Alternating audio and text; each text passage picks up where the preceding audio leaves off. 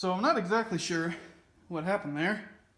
Looks like I got fouled up either on the end here, or the blade just pinched. One of the two. So I think to be safe, I'm going to finish that up on the bandsaw. So you see how when I cut that, all that internal tension released and this kind of sprang out?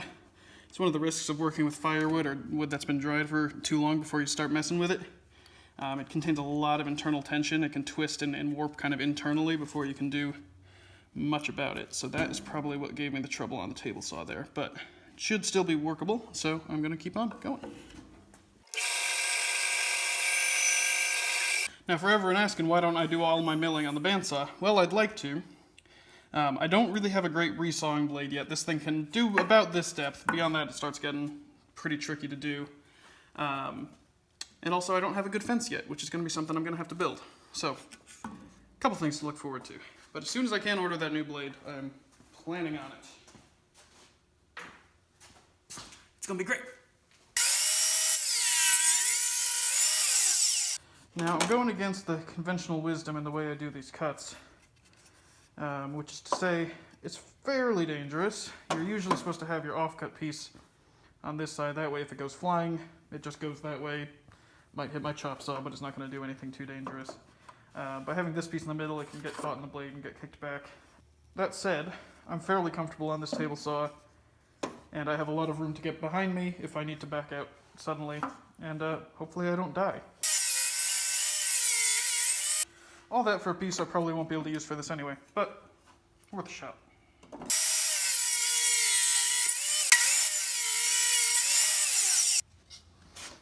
It's also worth mentioning I do not currently have any sort of dust collection setup, which is a bad idea, generally speaking. Part of the trouble I have with this saw is the depth control is all gummed up, so I have to do it sort of more manually than I'd like to. Once quarantine is over and I can actually order large things again, dust collector is high on that list.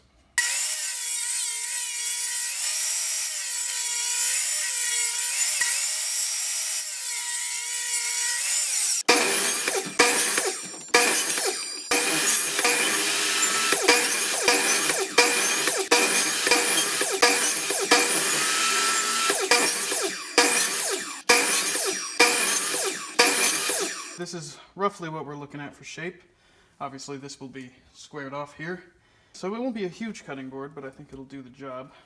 So what I'm going to do now, and you could do this a couple different ways, but what I'm going to do is just rough cut a lot of these to more where I want them, just so they're not ridiculously different, and then I think I'm going to set them up to get glued up. I could plane them all together first, and I think it'll be easier to do that once they're all together anyway, yeah. So I'm just eyeballing this. Right around there. 3 wavy lines, an inch apart. What could go wrong?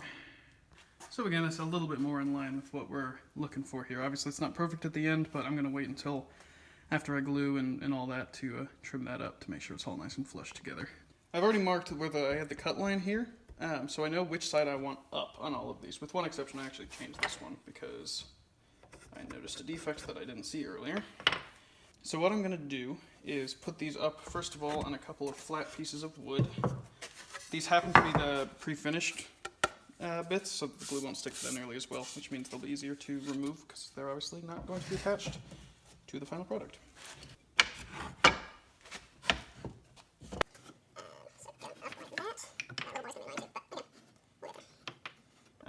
And what I'm going to do is now, doesn't matter how you do this as long as you're consistent, rotate everything 90 degrees to the left, so counterclockwise for me.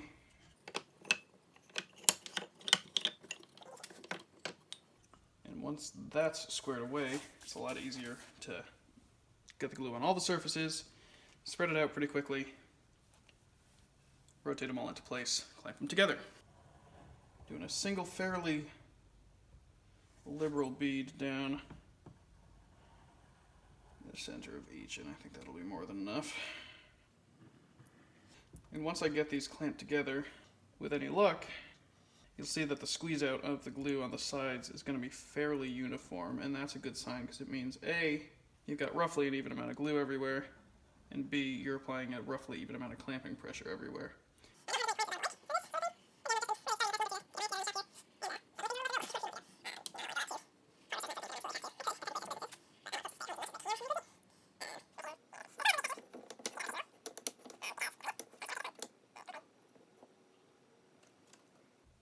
I'm going to rotate this one clockwise. That took a little longer than it needed to figure out.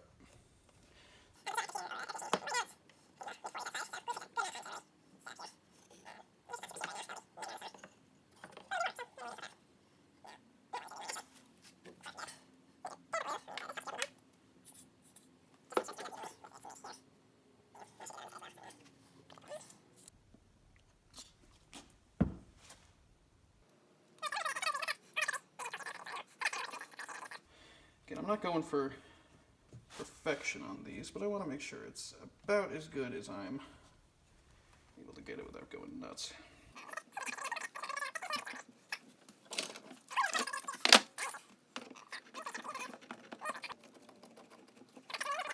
And you can see already I've got this nice uniform squeeze out here and here. I messed that up with my finger, but same idea. And that's before I even get it really good and clamped up, so definitely a good start.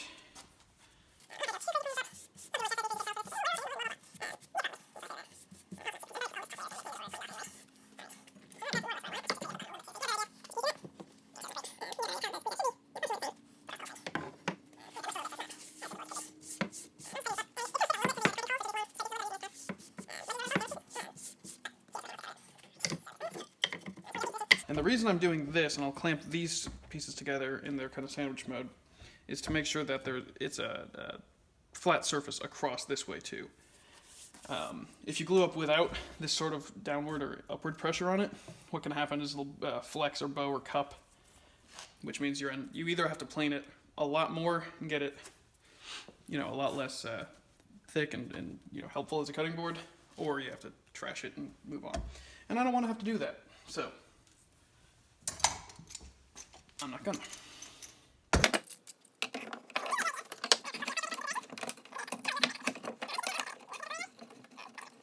Clamp. That also helps negate the amount of warping you might see. Warp is the #1 enemy of cutting boards in America. Probably elsewhere too, but I haven't seen statistics on that.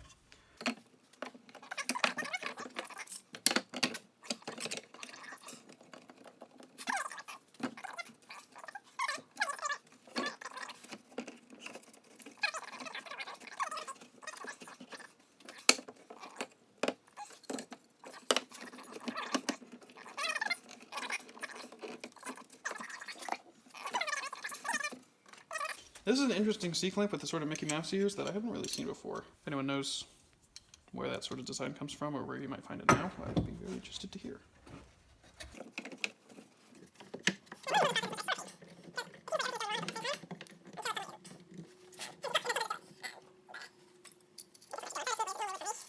And again, if anyone in the comments has tips, tricks, techniques that I should be using that I'm not, or anything that I'm missing, or ways I'm gonna kill myself doing this, don't be afraid to tell me. I may or may not listen to you, but I'm always happy to hear advice.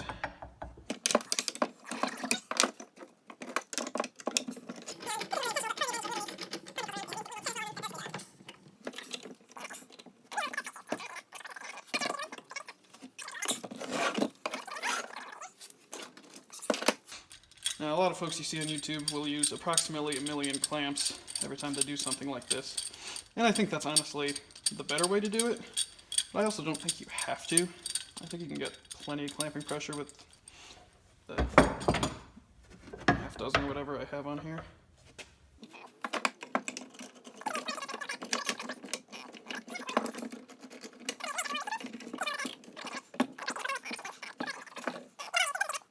My end frame, let's find out.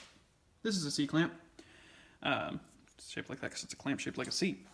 I always call them G-clamps because I think that's actually more what they look like. And a long reach one essentially just means that there's more space between the actual clamping component and the bracket here, so you can make them that are, pretty long out of wood or metal stock. And they're handy for applications like this where you don't have a ton of wiggle room to make that space work. Like right here, for instance, because that's just awful.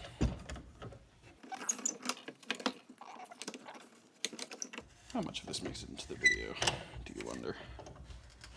My bet is not much. The advantage to this sort of step-by-step woodworking is each step after the next you can hide a lot of the crimes and the errors you make in the previous. So I'm going to let this sit at least overnight, maybe longer because it's cold out here and it's going to take a while.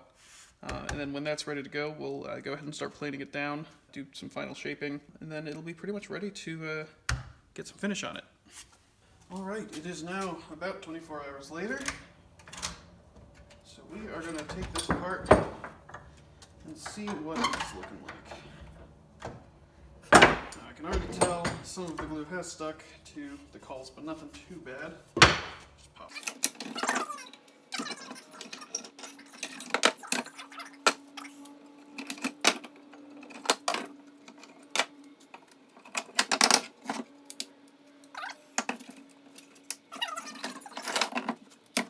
That one had a bit more squeeze out underneath it. I don't think I was as careful cleaning up the glue, but nothing that won't be fixed. So, let me make sure I'm in frame here. There you go. So you can see, it's looking like something now. I really love the spalting and the figure you get up on this piece here and this one. It's a lovely thing about Firewood maple. It's a more or less flat piece of wood altogether. Looking down the side of it, there's nothing major as far as warp goes that I can see. I'll try to give you a better view here. Looks fairly consistent across. You can tell it's not 100% flush across the top. This one's a little low, that one's a little high, so on forth. But like I said, I'm going to take about 1/8 of an inch off both sides, and it should be nice and parallel and flat. So how do I do that? Well, I use a magical thing called a thickness planer. Now, I'm pretty strongly of the opinion that every woodworker should start with something like cutting boards, because it's not a complicated project, but it does test a lot of skills. Things like trimming boards to width, kind of milling them. Glue ups are obviously a fundamental part of a lot of the sort of things you do. So having that knowledge base, I think, is important, and later in the video, I will bring down a couple others that I've been working on before I decided to start making videos. And like I said, I'm very far from an expert. I know there are all sorts of really fancy ones with end grain and cool patterns and all these things and contrasting wood. A, I don't have access to a lot of different materials right now because quarantine. B, I'm not that advanced yet. So starting relatively small and working my way up. And then, I don't know, if I'm still making videos in a few years, we might see some really fancy stuff.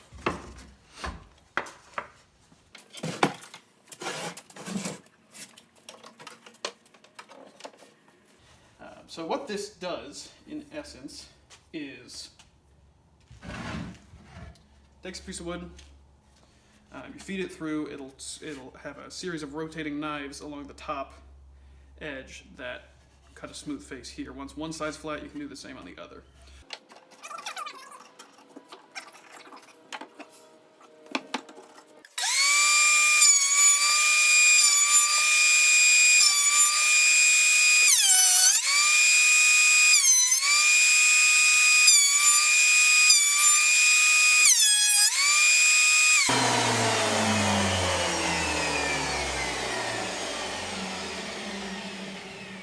So you can already see that is now about as flat as anything you're ever going to see across the top edge there and bottom. There's still a little bit of imperfection I can do, but I'm going to smooth that out with some sanding. Don't need to go too nuts. Yeah, I love the thickness planer.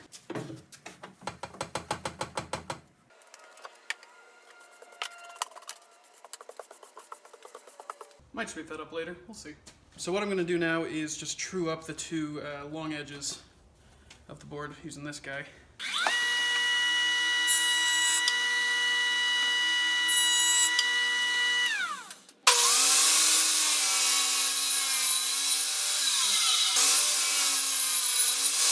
So this is now pretty much where I need it to be as far as shape, size, squareness goes. I'm now going to take bit of time just to sand it up. I'm not going to go nuts. I don't think I need to. Probably just up to about 400 grit or so. Make sure it's nice and clean and smooth everywhere.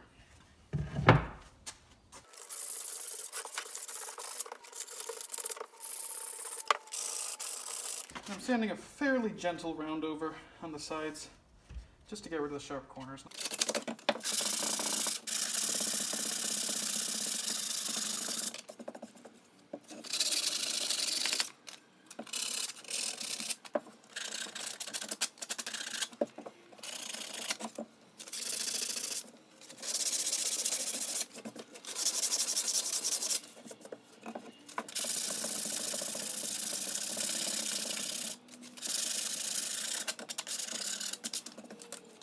You can see that is a burn mark. There's a couple smaller ones from where I did a not so great job on the table saw just now. I could sand it away. I'm thinking honestly of leaving it in because I think it gives it a little bit of character. And it shows that it was made by someone who is imperfect.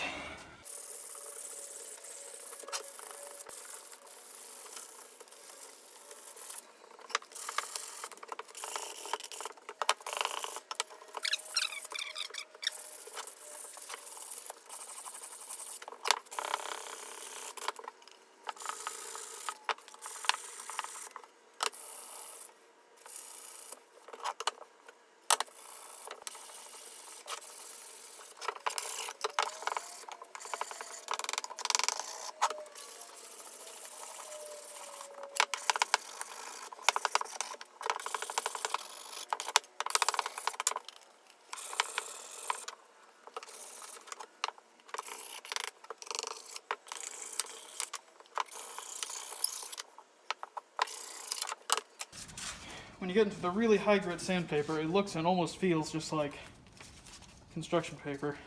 You can't even tell on camera, I don't think. But there are very, very small bits of grit on that. And that's enough to make a difference.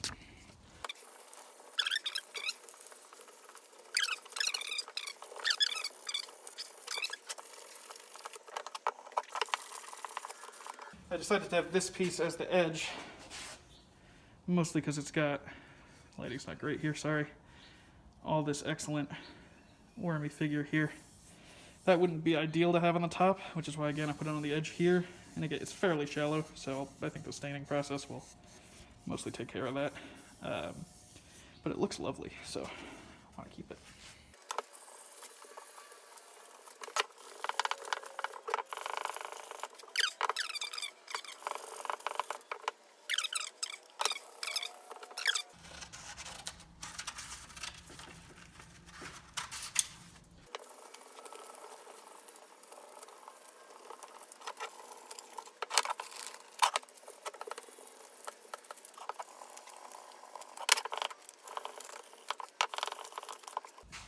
So this is about as smooth as this is ever going to need to be, I think.